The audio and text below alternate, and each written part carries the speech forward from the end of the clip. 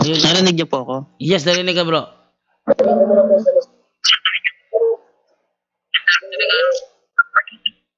Hello? Sige, bro. Sige, bro. Go ahead. Totoo po ba na kailangan, sinabi po ni Jesus po na kailangan ka na ang magulang mo para maging alagad ka po ni Jesus? Ano yan? Ano yung, totoo po ba na sinabi ni Jesus na kailangan kaaway mo magulang mo para maging alagad po ni Jesus? Totoo po ba yung sinabi niya? Wala. Ano sinabing ganun?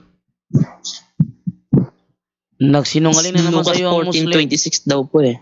Ha? Ano po bang Anong talata? Ano po bang pagkakaintindi po dito sa Lucas 14:26? O sige. Basahin natin na Lucas 14.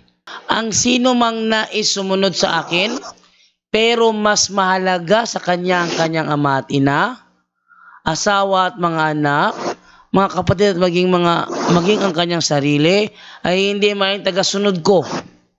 Ang sabi, ang sino mang nais sumunod sa akin pero mas mahalaga, wala namang sinabi na kalabanin niya nanay tatay niya. Magandang balita po. Magandang balita Bible. Oh. So, lipat ka ng magandang balita Biblia. Oh, sige, lipat yung magandang balita Biblia dahil mukhang siya dito sa ang salita ng Diyos. Okay, magandang balita Biblia. Hindi maaring maging alagad ko ang sino mang umiibig sa kanyang ama at ina, asawa at mga anak, mga kapatid at maging sa sarili niyang buhay nang higit sa akin. Okay, ang ibig sabihin nitong sino mang umiibig sa kanyang ama at ina, mas mahalaga sa kanya ang ama at ina niya kaysa ang Panginoon.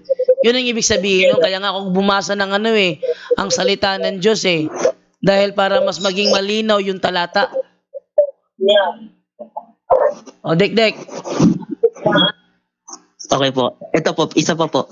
Oh. Yan na.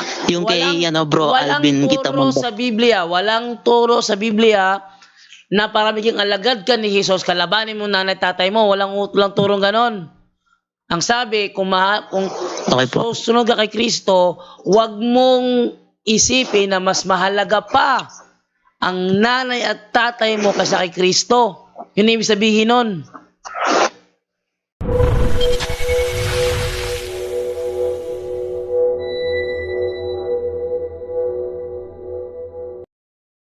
Yung kay Alvin Gitamondok po.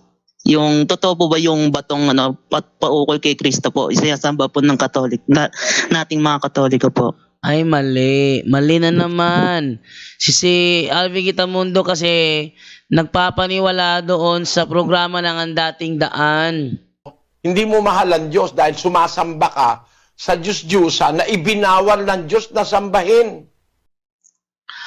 Si Father Darwin, andun ako dun Si Father Darwin, nasa kwarto niya, nagbabasa ng Biblia, ang ginamit 2 Corinto 10:4.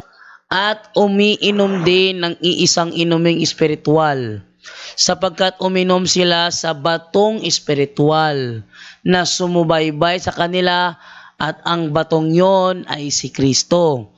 Sabi ng mga dating daan kasi ni Soriano kay Father Darwin, si Padre sumasamba sa bato. Hindi mo mahal ang Diyos dahil sumasamba ka sa Diyos-Diyusa na ibinawal ng Diyos na sambahin. Sabi naman pa Darwin, yung bato na sinasamba ko, si Kristo yon. 1 Corinto 10:4. At lahat ay nagsiinom ng isang inumin ding ayon sa Espiritu, sapagkat nagsiinom sa batong ayon sa Espiritu na sumusunod sa kanila. At ang batong yaon ay si Kristo. Si Kristo pala ay bato. Yan po ang bato na ating sinasamba. Oh, wala namang sinasabi si Padre na yung batong rebolto, yon ay si Kristo. Wala namang sinabing ganun. Ang sinabi niya, yung bato na sinasabi ni El Soriano na sinasamba niya, yon ay si Kristo. Ang ginamit niya, unang Korinto 10:4. At lahat ay nagsiinom ng isang inumin ding ayon sa Espiritu, sapagkat nagsiinom sa batong ayon sa Espiritu na sumusunod sa kanila. At ang batong yaon ay si Kristo. Si Kristo pala ay bato.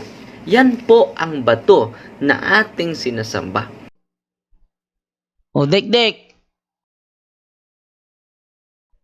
andun ako nun. Kaya alam ko yon. Binabaluktot ng ang dating daan at si Alvin Gitamundok doon kumukuha ng source sa ang dating daan. Oh.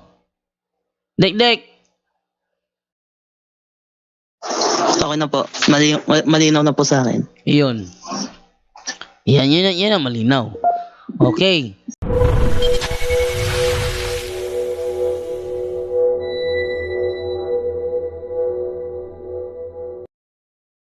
May binasa dati si John Ray na mayroong sa nababasa sa Biblia na dapat kung ano yung sinasabi ng gobyerno, dapat din nating sundin. 13:1 ba yun ng Roma? Okay. Yun ba ibig niyo sabihin, bro? Roma 13:1? Oh, 13:1? Yes. Oo, yun. Sinagot ko nga yan. Pero hindi yan nung nakaraan. Matagal na yun. Oo, matagal na yun. Ano yung pinaka-question mo dyan, bro? Para maklaro lang natin. Ganito yung isagot sa'yo. Okay, ganito yung question ko. Kasi pinahintulutan ng gobyerno yung civil wedding. Actually, ang mga nagkakasal dyan, yung mayor, yung mga judges, o sino pa ibang mga nasa gobyerno na pinahintulutan magkasal. Pero bakit pagdating atin, nasasabihin natin na hindi accepted yan. Kumbaga considered as a mortal sin. Bakit hindi pinayagan? Tapos meron pa yung batas para sa birth control. Okay, ganito bro. Pwede pakipatay mo na yung mic mo para hindi sumapaw kasi pag nagsalita ako tapos may mic ano ko na yung sinasabi ni Bro Jan doon, nagkakagulo yung yung audio. Sige bro, go ahead bro. Okay, ganito bro, no? Yun ay ang explanation na yun ni San Pablo bro, para yun sa mga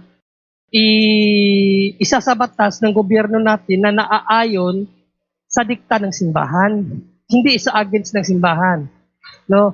Kasi bro, kahit ang simbahan mismo, ang haligi ng katotohanan, simbahan din natin mismo nagsabi na the magisterium is not above the words of God. Although simbahan hindi pwedeng mangibabaw sa salita ng Diyos.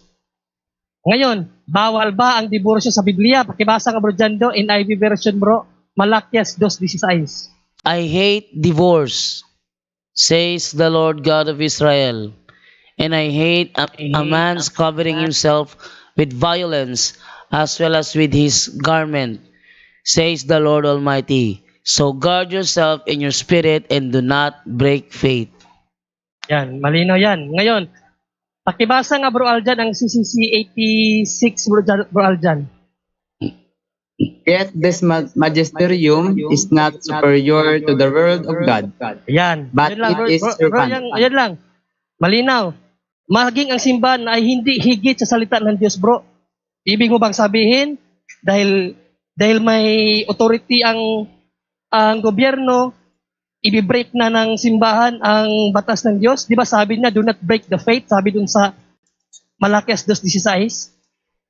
So, ang pinahihintulutan lang ni San Pablo, bro, doon sa Romans 13:1, na galangin ang batas ng gobyerno, yung batas na naaayon sa batas ng simbahan, bro. Hindi yung against sa batas ng simbahan. Dahil unang-una, ang Diyos ay hindi makakontra ng utos, bro.